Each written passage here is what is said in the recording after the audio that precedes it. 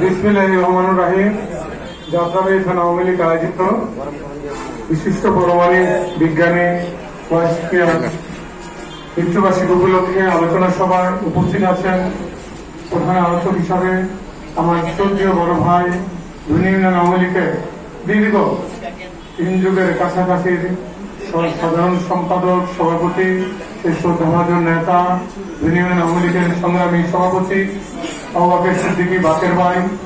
উপস্থিত আছেন এই 48তম ওয়ার্ডের আওয়ামী লীগের অভিভাবক, 48তম ওয়ার্ড আওয়ামী লীগের প্রাণ শক্তি, অনারবশী বক্তা, একজন দক্ষ সংগঠক, আমাদের প্রিয় নেতা, প্রিয় ভাই হাজী গিয়াসউদ্দিন গেসো, সভাপতি 48তম ওয়ার্ড আওয়ামী লীগ। উপস্থিত আছেন যাত্রাবাড়ি থানা আওয়ামী লীগের মুখপাত্র, 48তম ওয়ার্ড আওয়ামী লীগের সংগ্রামী সাধারণ সম্পাদক, 2 বারের নির্বাচিত কাউন্সিলর, এই এলাকার উন্নয়নের রূপকার আবুল কালাম অনু। উপস্থিত আছেন যাত্রাবাড়ি থানা আওয়ামী লীগ বৃহত্তর ডাঙ্গা থানা আওয়ামী লীগের স্বাস্থ্য বিষয়ক সম্পাদক আমার বন্ধু ইসমাইল হোসেন খান। উপস্থিত আছেন যাত্রাবাড়ি থানা আওয়ামী লীগের নেতা আলমগীর খান। উপস্থিত আছেন যাত্রাবাড়ি থানা আওয়ামী লীগের নেতা সাবেক ছাত্রনেতা, ঢাকা মহানগর ছাত্রলীগের সাবেক সহসভাপতি মুজফর হোসেন। উপস্থিত আছেন 2008 সালে জাতীয় সংসদ নির্বাচনে যার কথা না বললে নয়, আপনাদের প্রিয় নেতা আবুল কালাম অনু যখন জেলে ছিলেন তিনি ভারপ্রাপ্ত সাধারণ সম্পাদকের দায়িত্ব পালন করেছেন। আপনাদের সেই প্রিয় নেতা RS মহাসিন সহ উপস্থিত সম্মানিত যাত্রাবাড়ি থানা আওয়ামী লীগের নেতৃবৃন্দ, সহযোগী সংগঠনের নেতৃবৃন্দ তথা আওয়ামী পরিবারের ভাই ও বন্ধুরা আমার, আসসালামু আলাইকুম। প্রিয় সাথী বন্ধুরা আমার, এই মাস অত্যাধিক আমাদের শোকের মাস। আপনারা জানেন ঢাকা 5 নির্বাচনী এলাকার মাঝে মানুষ অত্যন্ত জনপ্রিয় নেতা এবং সাবেক প্রায় তো 4 সংসদ আল্লাহ সাবির রহমাল্লাহ এই মাসে মৃত্যুবরণ করেছেন। আমাদের প্রিয় দুলাভাই এবং এদেশের বাংলাদেশের সম্পদ পরমাণু বিজ্ঞানী মাননীয় প্রধানমন্ত্রী জননেত্রী শেখ হাসিনার স্বামী, আমাদের বাংলাদেশের ডিজিটাল বাংলাদেশের যে রূপকার, আমরা আজকে যার মাধ্যমে যে ডিজিটালের অবস্থায় সারা বাংলাদেশে আমরা আজকে কথা বলতে পারি, তার বাপ সেই ওয়াজের মৃত্যুবার্ষিকী।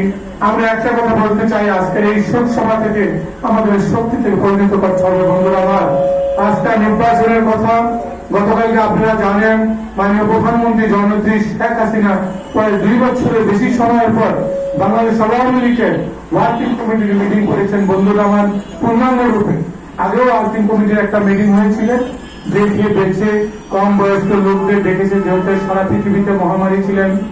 এই মহামারীতে কারণে গতকালকে কিছু সিদ্ধান্ত হয়েছে, পত্রপত্রিকা এসেছে, অনেক কিছু আসে নাই। আমার অনেক আওয়ামী লীগের কেন্দ্রীয় নেতৃবৃন্দ আছেন, আওয়ামী লীগের নীতি নির্ধারকও আছেন। যেহেতু আওয়ামী লীগটা করি দুর্দিনের কর্মী হিসাবে সবাই গেলে বিশ্বাস করে আলাপ আলোচনা করে, তাদের সাথে আলাপ করে বুঝেছি 2008 সালের জাতীয় সংসদ নির্বাচনে আমরা যেভাবে বিজয় হয়েছি এবং 2014 সালে বিরোধী দলের নেত্রী বেগম খালেদা জিয়া গাড়িতে উঠতে গিয়ে পিছন খেয়ে পড়ে গিয়েছে এবং আরো দৌড়াইতে পারেনি, খালি গাড়িতেই চলে গিয়ে আবারও আমরা দেশে ক্ষমতা এসেছি। 2018 সালে কি দেখলাম, বাংলাদেশের বিরাট বুদ্ধিজীবী জাতির জনক বঙ্গবন্ধু শেখ মুজিবুর রহমানের একসময় ঘনিষ্ঠ সহচর ছিলেন মাননীয় প্রধানমন্ত্রী জননেত্রী শেখ হাসিনা যখন বাংলাদেশে আসে, তখন সেই আতারগড়ি ওসমানের বিরুদ্ধে আওয়ামী লীগের প্রার্থী হিসেবে ডক্টর কামাল সাহেবকে দাঁড়া করাইছিলেন। সেই ডক্টর কামালের বাড়িতে গিয়ে বেগম খালেদা জিয়া তার লোকজন গিয়া তাকে দাঁড়া করালো, একজন বিশিষ্ট নেতা, এই কথা অস্বীকার করার মতো যেন আন্তর্জাতিক সম্পন্ন লোক, তাকে ধরলো, তাকে নিয়ে আবার পড়ে গেল। এখন আওয়ামী লীগের আমাদের যারা তৃণমূল নেতা কর্মী, আমরা বিশ্বাস করি এবং মাননীয় প্রধানমন্ত্রী বিশ্বাস করে, এই যে 15 বছরের উন্নয়ন, এই উন্নয়নকে সামনে রেখে আমরা এমন লক্ষ্য সারা বাংলাদেশে, শুধু ঢাকা 5 নির্বাচনী এলাকা নয়, ঢাকা শহর নয়, ঢাকা জেলা নয়, ঢাকা বিভাগ নয়, আমরা আগামীতে মাননীয় প্রধানমন্ত্রী জননেত্রী শেখ হাসিনা 17-18 ঘন্টা কাজ করে আমাদের মতন কিছু দুর্ভাগা নেতা আছে, অতি কথন বলি, দুর্নীতি করি এবং নানা অপকর্মে আমরা জড়িয়ে যাই। তার দায় দায়িত্ব মাননীয় প্রধানমন্ত্রী কাঁধে বর্তা এবং আমরা নির্বাচন করি, আওয়ামী লীগ মনোনীত নির্বাচন করি। আওয়ামী লীগ প্রার্থীর বিরুদ্ধে বউকে দাঁড়া করাই দেয়, বউর ভালকে দাঁড়া করাই দেয়, ছেলের মামাকে দাঁড়া করাই দিয়ে আওয়ামী লীগের ভাব থেকে আমরা ফেল করাই। এই অবস্থার মাননীয় প্রধানমন্ত্রী কোনোভাবে বরদাস্ত করবে না। আপনারা আওয়ামী লীগের আদর্শ দৃশ্য বিশ্বাস করবেন, আওয়ামী লীগের কর্মকাণ্ডকে বিশ্বাস করবেন, আওয়ামী লীগের নীতি আদর্শকে বিশ্বাস করবেন না, আওয়ামী লীগের মনোনীত প্রার্থীকে ভোট দিবেন না। সেই সুযোগ নয় আল্লাহ পাক রব্বুল আলামিন আগামীতে হয়তো যারা দুই দিকে থাকেন, সুযোগে রাজনীতি করেন, ঝড়ের দিনে যারা আঙ্কুরাইতে সুখ মনে করেন, হয়তো তাদের জন্য সেই রাস্তাটা বন্ধ হয়ে গেছে। আপনারা আস্তে আস্তে টের পাবেন বন্ধুরা আমার। আজকে ঢাকা পাঁচ নির্বাচনী এলাকা অত্যন্ত আওয়ামী লীগ পরিবারের জন্য সুসংগঠিত, এগুলো অস্বীকার করার মতন কিছু নেই। দীর্ঘ আমার সৌভাগ্য হয়েছে মাননীয় সংসদের সাথে সেই 92 সাল থেকে আওয়ামী লীগ করা, 92 সাল থেকে 98 সাল আমি মাননীয় প্রায়ত সংসদ আল্লাহ সাবির রহমানের সাথে যুগ্ম সাধারণ সম্পাদকের দায়িত্ব পালন করেছি। তখন আমার শ্রদ্ধেয় বড় ভাই একসময় আওয়ামী লীগের পরীক্ষিত ত্যাগী নেতা ছিল। একসময় এই ডক্টর কামালদের বিবেক বুদ্ধিহীন মানুষের কথায় পড়ে সফর আলী ভাইয়ের মতন যোগ্য সিনিয়র ত্যাগী পরিশ্রমিক নেতারও তার ওই ডক্টর কামালের যেটা ব্যক্তিগত নৌকা, সেই নৌকায় চড়তে সক্ষম হয়েছিলেন। আজকে সেই আওয়ামী লীগে নাই, বয়স হয়ে গিয়েছে। এখন অবস্থাতে তারপর 2098 সালে আমরা আবার সেই মাননীয় প্রধানমন্ত্রী জননেত্রী শেখ হাসিনার কৃত্যে আবির মোল্লার সাথে দায়িত্ব পালন করেছি এবং দীর্ঘ সময় পজিশন অপোজিশনে মিলিয়ে তার সাথে হাবিব মোল্লার সাথে ব্যক্তিগত পারিবারিক রাজনৈতিক কর্মকাণ্ড ছিল, অবস্থান ছিল। এবং সেও আমাকে, আপনারা জানেন, আমি গত মাননীয় প্রায়ত সংসদের মৃত্যুবাসীতে বলেছিলাম, উনি আমাকে ধর্মের ভাই রেখেছিল, আমি আমার ধর্ম রেখেছি। জন্ম থেকে ধর্ম বড়, যদি ধর্ম রক্ষা করা যায়। মানুষের পুনরা রক্ষা করার জন্য রাজনীতি করে, মানুষ পুনরা রক্ষা করার জন্য মানুষের সাথে কমিটমেন্ট ঠিক রাখে। আমাদের যদি কমিটমেন্ট ঠিক না থাকে, আমাদের যদি কথায় কাজে মিল না থাকে, আমরা যদি বলি যাব বরিশাল গিয়ে শুয়ে থাকি বাড়িতে, সেটা তো আর সম্ভব না। যেখানে যাব সেই কথাই বলতে হবে। দুর্ভাগ্য হইল সত্য, আমি যার সাথে সাধারণ সম্পাদকের দায়িত্ব পালন করছি প্রায় 20 বছরের কাছাকাছি, উনিও আমাকে বলেছিলেন মিটিংয়ে বাড়িতে, এবং সব সময় আমার এক ভাই মারা গিয়েছেন, আপনি আমার ধর্মের ভাই, আমিও তাকে ধর্মের ভাই হিসাবে তাকে আমি আমার সে ধর্মের ভাই বলেছে, আমি সেই সম্মান রাখার চেষ্টা করি। সেটি আমার ধর্ম, সেটি আমার ব্রত।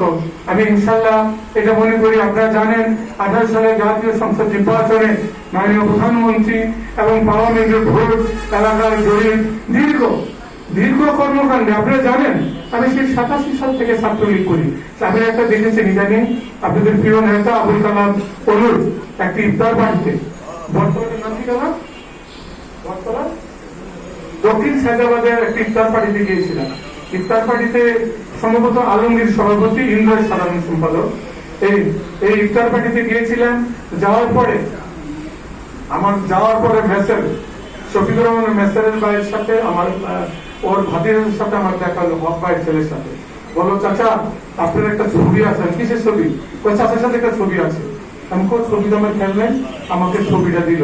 দেখলাম সেই শফিকুর রহমান মেসের 87 লাস্ট সময়, সেই সালে তোমাদের জাতীয় সংসদ নির্বাচন, এই ছাত্রলীগের মিটিং, সেই যাত্রাবাড়িতে আমি মেসের থেকে আমরা সেই মাননীয় প্রধানমন্ত্রী জননেত্রী শেখ হাসিনার সেই মিটিংটা সফল করেছি।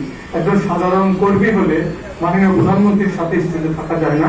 আপনারা যারা রাজনীতি করেন, আমি ছোট্ট নেতা, আওয়ামী লীগের আমি দায়িত্ব পালন করছি, ইচ্ছা করলে একজন কর্মী আমার সাথে বসতে পারবেন না, দাঁড়াতে পারেন না, প্রোটোকল মেনটেন করতে।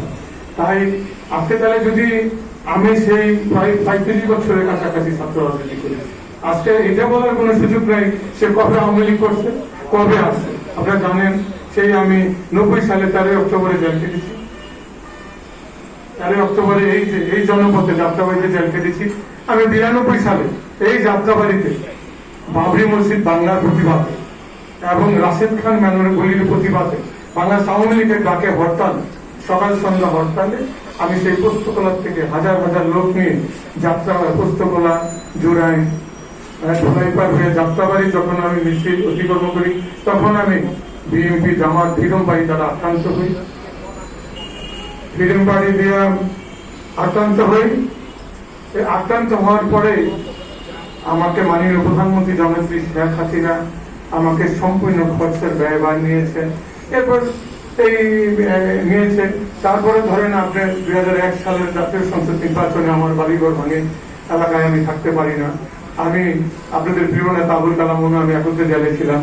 আমি জেলে থাকা অবস্থায় কয়েকবার বেরিয়ে গেছে এবং আমি 9 মাস জেলে থাকার অবস্থায় এসে পরে অনেক কষ্ট করেছি, যেহেতু আমি আর বলতে চাই না। আমি মনে করি প্রায় সংসদ কাজী মনোজ ইসলাম মনোগায়ের হাবিব মোল্লা হক ছিলেন আমার সম্মানিত সভাপতি কাজী মনোজ ইসলাম মনো ভাই, আমি তাকে লিখে দিয়েছিলাম। এই কারণে লিখে দিয়েছিলাম তাই সে আমার চেয়ে বয়সে বড়, তারও হক। এইবারটা আগামী জাতীয় সংসদ নির্বাচনে আমি মনে করি, বিশ্বাস করি, আমার যারা অনুসারী আছেন, আমি পার্টি জেনারেল সেক্রেটারি, আমার যারা অনুগত আছেন, আগামী দিনে তাদের হক কাউকে ঠকাবে না মাননীয় প্রধানমন্ত্রী জননেত্রী শেখ হাসিনা, সেই বিশ্বাস, সেই আশা সে আছে। বিশেষ করে আমাদের যারা আওয়ামী লীগের পরীক্ষিত তৈরি নেতা কর্মী, তারা কোনো ক্রাইমের সাথে, অন্যায় অবিচারের সাথে আপোষ করে না। আপনারা ভালো থাকেন। আজকে এই শোক সভায় এই হোক শপথ। জয় বাংলা, জয় বঙ্গবন্ধু। আসসালামু আলাইকুম।